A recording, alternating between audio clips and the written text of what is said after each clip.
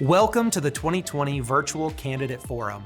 Our desire is to create informed voters by giving the Plant City community an opportunity to meet every candidate on their ballot. At the Greater Plant City Chamber of Commerce, we are a connector and convener in the community of current and rising leaders. When we all work together, we are Plant City Strong. This event would not be possible without community involvement. We would like to thank Tampa Electric, Fried Egg Productions, South Florida Baptist Hospital, the Hillsborough County Farm Bureau, and the many other generous supporters. Without further ado, let's hear from this candidate.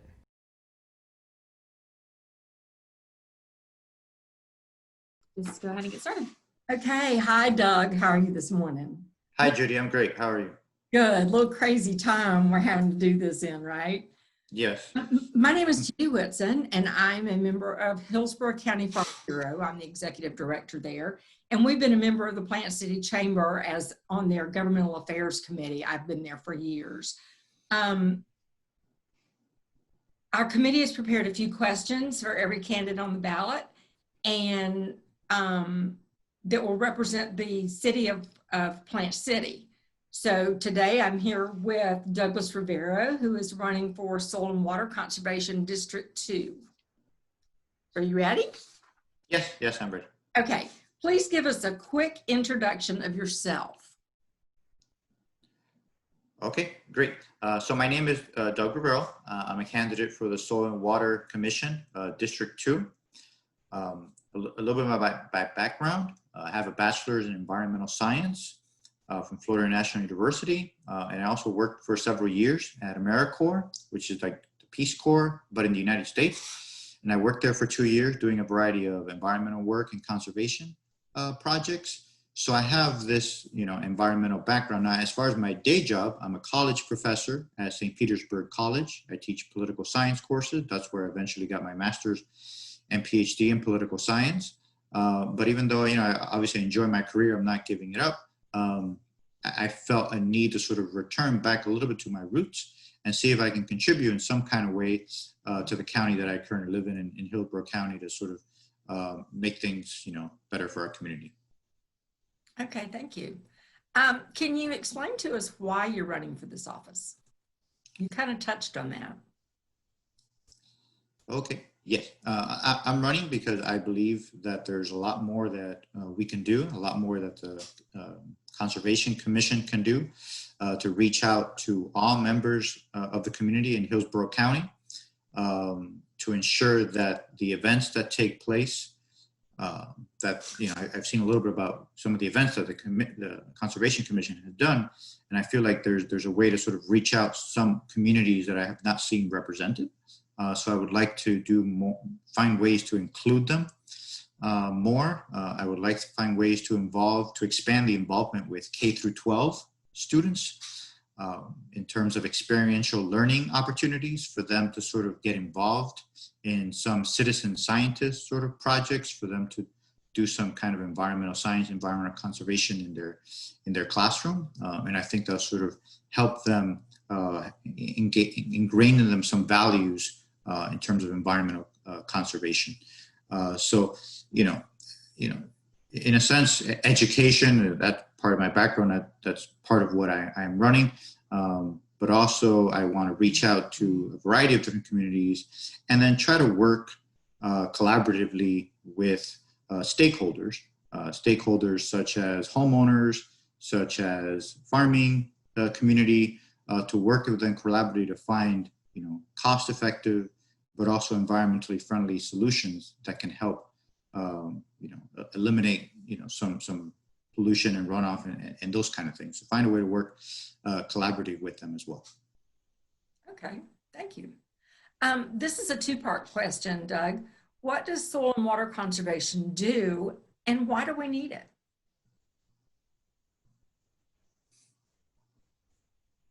The last one broke up. Why do we need it? Why do we need soil and water conservation? Okay, yeah. So the Soil and Water Commission, from what I've seen, they don't really have a website to sort of really see. the specifics, but from what I've seen in certain areas, they sort of manage like a 500,000 budget, and they sort of do a variety of events in the community, sort of encourage people to, homeowners to plant trees, plant specific plants that are native to Florida, those kind of things. And they do a variety of things with students to try to get them involved as well. So that's a little bit of what they do. Now, of course, I haven't been able to find any meeting minutes or anything like that to see where else. I think I've seen that there's some scholarships that they give to students who are studying agriculture and those kind of things, but I haven't seen any specifics in terms of where they've allocated their budget. So, I would like to find access to that so that I can, take a look at that budget and see, where I think things are good and where perhaps some changes could be made. But again, my focus would be on environmental conservation and working collaboratively with the community, and also bringing in students into the process, our future generations into the process. But, it seems like in terms of what they specifically stand for is, to sort of ensure that our rivers, streams, our soil are up to par in terms of being sustainable for our community. So that's really what they're all about. Okay, thank you. And this kind of goes right into that same answer you just gave. During your time in office, what do you plan to do for the city, for the Plant City community? Okay. Well, first of all, I'd like to hear, from the community in terms of what their concerns are. What is it in terms of, environment, conservation, types of things that they are interested in? What types of projects, are they happy with the projects that have been going on in terms of what the Conservation Commission has been doing? Is there something that's missing? So obviously I would like to learn more from the Plant City. Obviously I know that Plant City has a lot of agriculture, or more agriculture than other parts of Hillsborough County. So obviously that community is there. So I would like to engage with them and discuss what are some practices that perhaps could be improved upon, that would be good for them and good for the environment as well. So I know District 2 technically represents sort of Western Hillsborough County, but of course it's county-wide race, and the person who wins, represents the entire county. So you have to take all stakeholders into account. But again, I don't live in the Plant City area, and so I would like to sort of engage with them to learn more about their interests. Okay, thank you. And again, you've kind of touched on this. If elected, what is your priority for your first term of office? Okay, so if my first term, and probably my only term, I don't think there's a position people continuously go for. I think, contributing once and letting someone else take the reins seems to be the culture of it. So in terms of my first term, my platform, which is on the website, dougrivero.com, I have listed four items in terms of my platform that I want to try to, hone in on. And the first one is, farm conservation, in terms of working with the agriculture and farming community to find ways to make their businesses a little bit more sustainable. And the second item is to plant more trees, plant more, protect our wetlands, and those kinds of things, to try to use some of the budget that's allocated for those, to utilize them for those things. And then my third pillar is, at least in my view, with everything that's going on today in the United States, is to try to find a way to reach out to communities that have sort of been ignored. And when I studied environmental science, we learned about this, and this happened 18 years ago when I was an undergrad taking environmental science courses. But we learned a lot about something called environmental injustices, where lower income individuals, sometimes minorities, lower income individuals tend to have more, issues in their community in terms of things not being kept up to par, more pollution, those kind of things. So I would like to find ways to sort of address that. And I think also involving those communities in those issues, because I think also a lot of times minority communities don't see this issue necessarily as a top issue. I'll tell you right now, like when I got my bachelor's in environmental science, even though it was in Florida National University, which is a Hispanic institution, I was the only Hispanic studying it, and everyone studying environmental science was pretty much white. And when I taught at Bethune-Cookman University, which is a historically Black college, I worked there before. Again, it's a historically Black college, yet 90% of the students were white. So there seems to be some kind of disengagement where minorities are not really involved in this issue, not a top issue for them, where it's not been engaged. So I sort of want to reach out to them and find ways to get them to appreciate and see this as an issue that's very impactful for them, given that sometimes it leads to, sometimes it could lead to higher cancer rates and those kind of things in the community. And finally, in terms of our platform, is involving students. I think that's one of the most enjoyable and fun things about the commission that I've seen them do.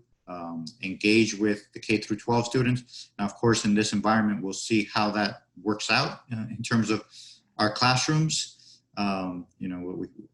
Everything seems to be up in the air right now, but in terms of how we work with our students to sort of, put with them a little bit more of a culture and get them more involved, hands-on and experiential learning, especially because a lot of studies show that that's really how you learn. Most people learn the most is hands-on, outside the classroom. So sort of, community gardens and those kind of things that, students can do to sort of expand that. And I think obviously, folks in Plant City, given agriculture, can sort of be very involved in terms of promoting gardens in terms of in schools and those kind of things. So those are sort of my 4 pillars of my campaign. Okay, thank you. That's it for our questions. Is there anything else you would like the viewers to know before we go? No, if they would like to learn more information about my candidacy, they can go to dougrivero.com.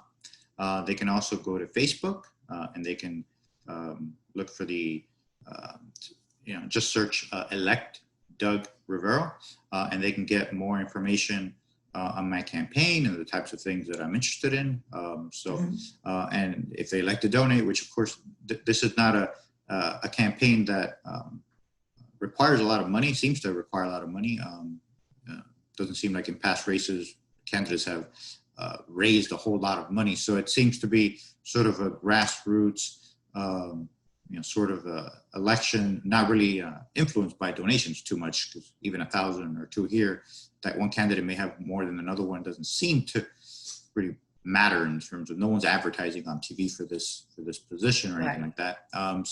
But if they so inclined, I've received a few. So if sort of certainly put them to use on certain platforms, Facebook and those kind of things, but not on TV or anything like that. Okay. Well, thank you so much, Mr. Rivera, for your time. And we appreciate you spending your time with us and letting people of Plant City know what your platform is. Good luck in your race. All right, Judy. Thank you so much. Take care. Bye. Bye. Bye.